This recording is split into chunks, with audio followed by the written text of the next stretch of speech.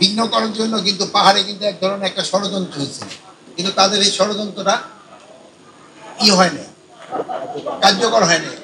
একজন এখানে দেখবেন ত্রয়নশীল একজনকে কিন্তু ধরা হয়েছিল, বাট সে কিন্তু এই কাজের সাথে জড়িত ছিল না, বাট তারা জোর করে ধরা হয়েছিল। ওই কিছু কিছু সন্ত্রাসী তাদের জোর করে ধরে এসে আইন শৃঙ্খলা বাহিনীর কাছে দিচ্ছিল। পরে দেখা গেল যে ওখানে কোনো রেপই হয় না, এখানে একজন চাকমা করছে, ডাক্তারি যেটা পরীক্ষা করছে। তো ওনারা ওনাদের যে উদ্দেশ্যটা ছিল ওইটা কিন্তু সফল হতে পারে।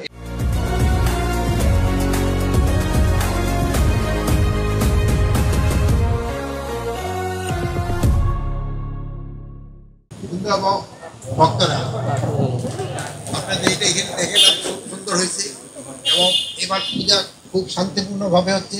এই জন্য মুন্সিগঞ্জের পূজায় স্পেশালি আরও বেশি শান্তিপূর্ণভাবে হচ্ছে। এই জন্য ডিসি, এসপি এবং আপনারা যারা অন্যান্য প্রশাসনে আছেন এবং এলাকাবাসী সবারই আমার তরফ থেকে আপনাদের ধন্যবাদ, সবারই ধন্যবাদ। এবং আগামীকাল তো বিসর্জন, ভাই ইসে বললো যে এখানে বিসর্জন এটা দেয় না, ভালো যদি এখানে রাখা হয় প্রতি বছরের জন্য, আবার আগামী বছর এটা রিপ্লেস করবে।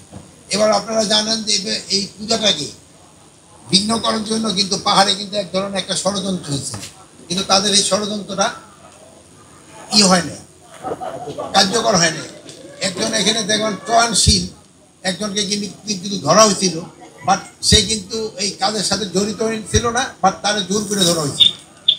ওই কিছু কিছু সন্ত্রাসী তাদের জোর করে ধরে এসে আইন শৃঙ্খলা বাহিনীর কাছে দিচ্ছে। পরে দেখা গেল যে ওখানে কোনো রেপই হয় না, এখানে একজন চাকমা করছে, ডাক্তারি যেটা পরীক্ষা করছে।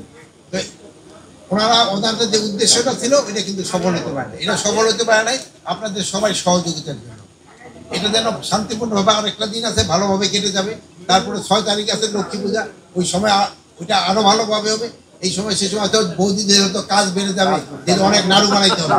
এখন তো খুলু সাজে সেজে খেলে এটা দেখলেন, সেটুকু নাড়ু বানায় সময় কাটাবে। তো ভালো থাকেন।